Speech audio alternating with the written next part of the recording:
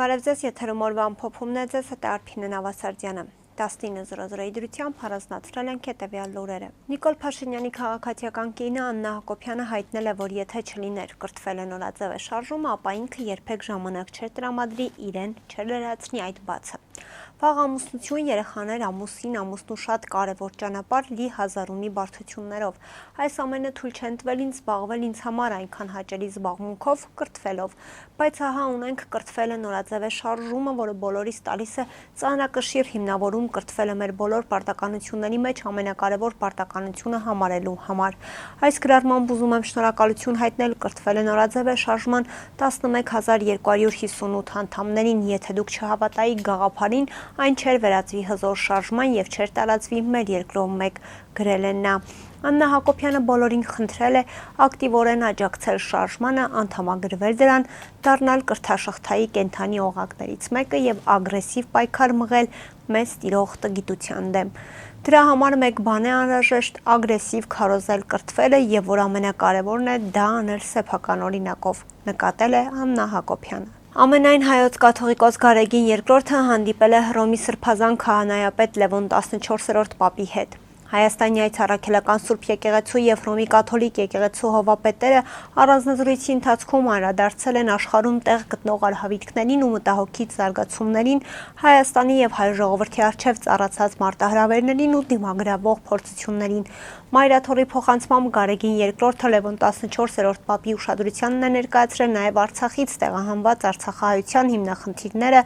Արցախում ոչնչացման վտանգի առջեւ կանգնած հայ հոգեվոր եւ մշակութային ժառանգության պահպանության, ռազմագերիների եւ պատանդարվածների ազատ արձակման հրամայականը։ Վեհափառ հայրապետը գոհունակությամբ անդրադարձավ, որ երկու եկեղեցիների միջև եղբայրական կապերն ամրապնդվել են շնորհառատ հանդիպումների եւ հավատքի համատեղ վկայությունների միջոցով։ Ամենայն հայոց կաթողիկոսը վստահություն է հայտնել, որ երկու եկեղեցիների հարաբերությունները կշարունակեն զարգանալ նույն եղբայրական ոգով ու ջերմությամբ, արդյունավորվելով նորանոր բարի համատեղ իրագործումներով։ Գարեգին II Լևոն 14-րդ պապին հրավիրել է այցելելու Հայաստան։ Հանդիպման ավարտին ամենայն հայոց կաթողիկոսի պատվիրակության անդամները ստացան Հռոմի Սրբազան քահանայապետի օրհնությունը, տեղի է ունեցել նվերների փոխանակում։ Այսօր Ազատ գյուղի Զորամասում բռնկված հրդեհի գործով առաջին դատավճիռն է կայացվել։ Գեղարքունիքի մարզի առաջին ատյանի ընդհանուր իրավասության դատարանը մեղադրյալ կրտսեր սերժանտ Ռադիկ Մաթևոսյանին օգոստոսի 21-ին դատապարտել է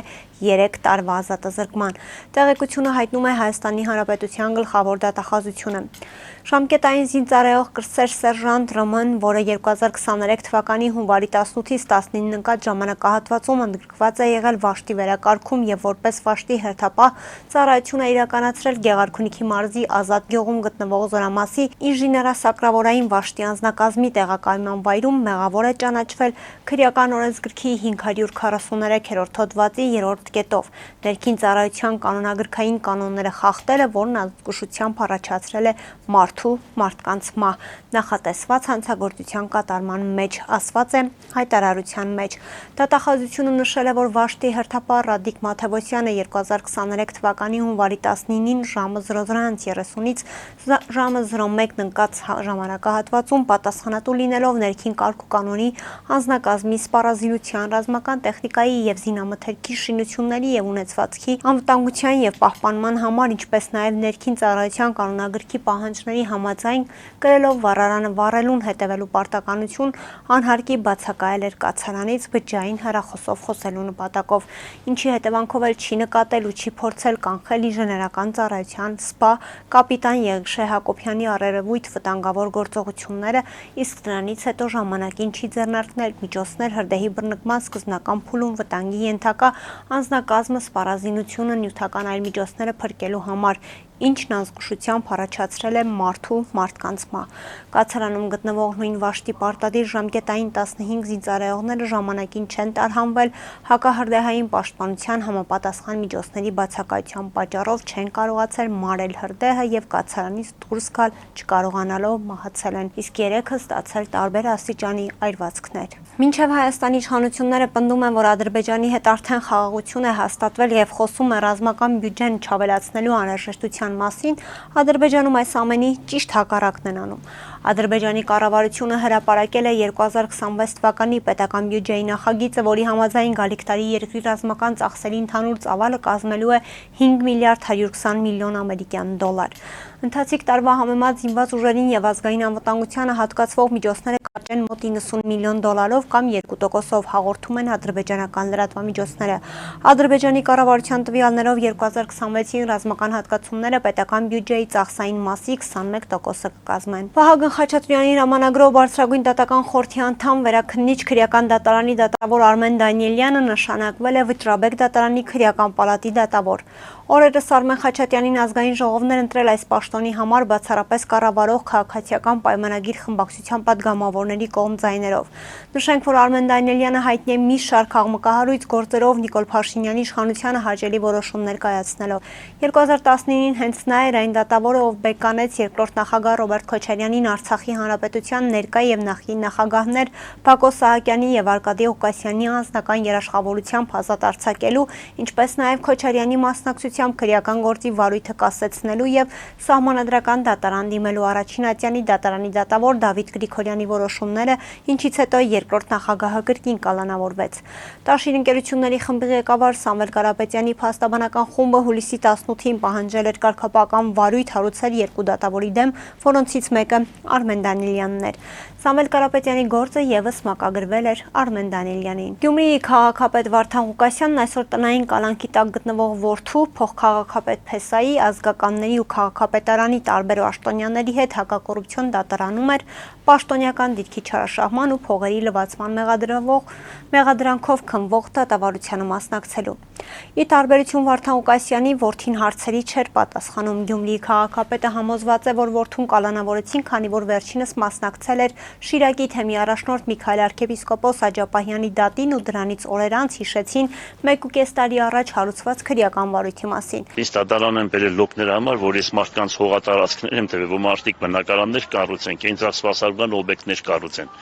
Երկրաշարժ տեսած քաղաքապետը, երկրաշարժ տեսած քաղաքը, եթե նմանատիպ, ուրեմն գործելա ոչի ձեռնարկում, ուրեմն դա պետք է վռնդել այդ քաղաքապետարանից եւ այդտեղից։ Իսկ քաղաքի հատակագիծը փոփոխական եղել 2006 թվականին է, ուրեմն քաղաքի հատակագիծը սովորական այսպես կյանքի մեջ մտել։ Դրանից հետո փոփոխվել է մինչև 23 թվականին նորից քաղաքի գլխավոր հատակագիծ են ուրեմն բանարել, կարգավորել։ Հիմա էլ նորից փոփոխություններ է արվում։ Եթե դրա վերաբերյալ եք ասում, ուրեմն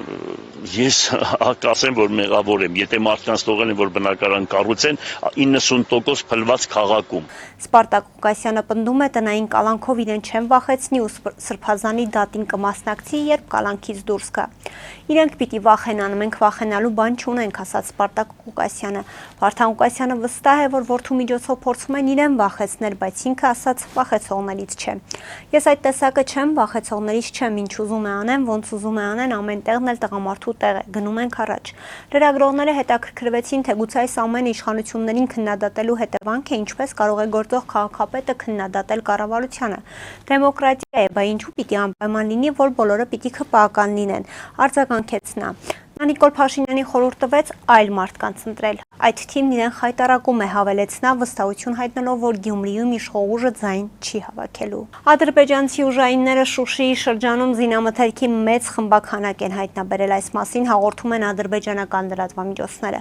Ադրբեջանի պետական անվտանգության ծառայության, ներքին գործերի նախարարության եւ ականաձերծման գործակալության համատեղ հայտարարության համաձայն Շուշիի շրջանի Հինշեն գյուղի տարածքում մեծ քանակությամբ զենք եւ զինամթերք է հայտնաբերվել ու արգրավել։ Ադրբեջանական լրատվամիջոցներում տարածվող տեսանյութերում երևում են ինքնաձիգեր, ատրճանակներ, շարժական ռադիոկայաններ, սաղավարտներ եւ ԱԱԾ հայատար գրությամբ սրահաբաճկոններ։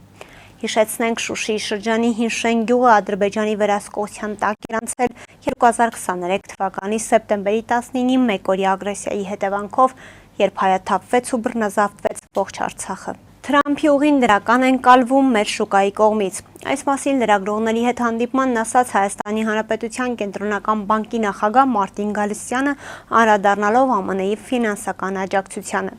Ինքն իր ազդեցության չափով $145 միլիոն բավականին փոքր գումար է Հայաստանի Հանրապետության տնտեսությանը ներկայիս իր ցուցանիշներով կլանելու տեսանկյունից բավականին փոքր գումար։ Ընդգծեց Գալստյանը, պատասխանելով լրագրողի այն հարցին, թե նման արտաքին ներարկումներն ինչպիսի ազդեցություն կարող են ունենալ մեր տնտեսության եւ ԿԲ քաղաքականության վրա ընդհանուր առմամբ։ Ըստ նրա, պետք է ընդհանուր նախագիծն ուսումնասիրել, հասկանալու, թե այդ միջոցներն ինչի վրա են ծախսվելու։ Ընդհանուր ուղերձը, սակայն, որ նման նախաձեռնություն է տեղի ունենում, դրական են կալվում մեր շուկայի կողմից այն առումով, որ հնարավոր է ապաշրջափակման վերաբերյալ հետագայում նորություններ լինեն։ Բացի այդ, խաղաղության պայմանագիրն իր վերջնական տրամաբանական ավարտին հասնի, որն էլ իր հերթին էապես կբարելավի նաև մեր բիզնես միջավայրը, կարծիք հայտնեց Կենտրոնական բանկի նախագահը։ Այսօր սեպտեմբերի 16-ին ավտովթար է տեղի ունեցել Կոտայքի մարզում։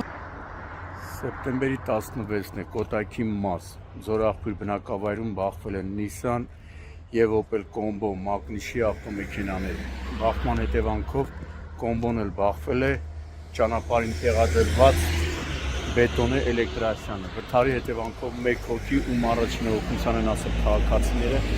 եւ ըստ քաղաքացիների հայտնածի օպերատիվորեն ժամանած Երևանի 103 շտաբ օգնության բժիշկների հերթապահ խումբը տեղափոխվել է Սուրբ Գրիգոր Լուսավորիչ բժշկական կենտրոն։ Դեպքի վայրեն ժամանակ ներքին գործերի նախարարության ոստիկանության բարեկային ծառայության Կոտայքի մարզի գումարտակի երկրորդ դաշտի բարեկները, գումարտակի հրամանատար Ալբերտ Մարտիրոսյանի, գումարտակի հրամանատարի տեղակալ Վահագն Կարապետյանի գլխավորությամբ։ Դեպքի մասին բարեկային ծառայության Կոտայքի մարզի գումարտակից տեղեկությունը փոխանցել են Հայաստանի քննչական կոմիտեի Կոտայքի մարզային քննչական վարչության Աբովյանի քննչական բաժին, որտեղից դեպքի վայրի ժամանակ քննչական խումբը հերթապահ քննիչի գլխավորությամբ։ Վթարի փաստով քննչական բաժնում նախաձեռնվել է քրեական վարույթ, որտեղ էլ պարզվում են վարորդների եւ վիրավորի ինքնությունը։ Վթարի փաստով ասեն քննչական բաժնում նախաձեռնվել է քրեական վարույթ։ Ճանապարհը կարելի ասել, բանա չէ, նշանները ճանապարհին ընդհանրապես կարգավորող ոչ մի ցուցանակ, ոչ մի նշանակ չկա,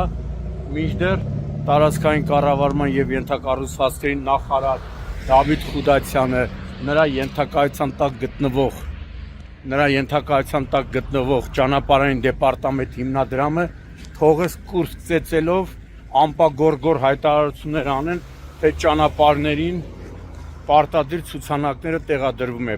Պարոն Խուդացյան, մի վարքյանով եկեք այստեղով անցեք, ճանապարհ, որտեղ որ հաճախակի են լինում ճանապարհատրանսպորտային պատահարներ ու հիմնական պատճառներից մեկը նաև ցուցանակների բացակայությունն է։ Քանի որ հատվող հատված կա, հիմա չգիտես ով ում զիջի, այնպես որ ամպագորգոր կուրս ծեծելով հայտարարություններ անելուց առաջ մի հատ եկեք, շրջեք, տեսեք։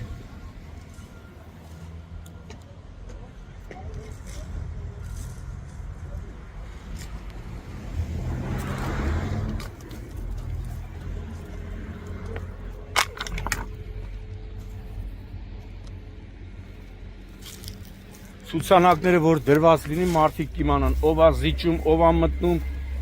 երբ է շարժվում, իսկ այս հատվածում անընդհատ պատահարներ են տեղի ունենում ճանապարհային տրանսպորտային ու դրա պատճառներից հիմնականը նաև հենց ցուցանակների բացակայությունն է։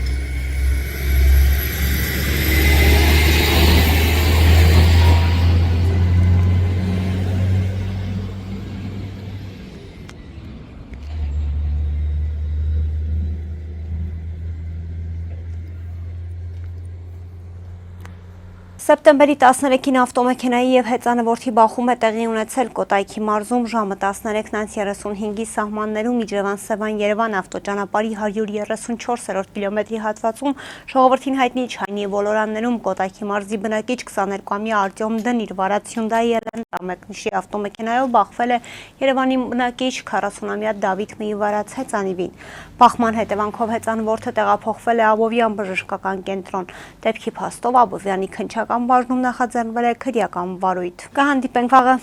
առողջ եղեք։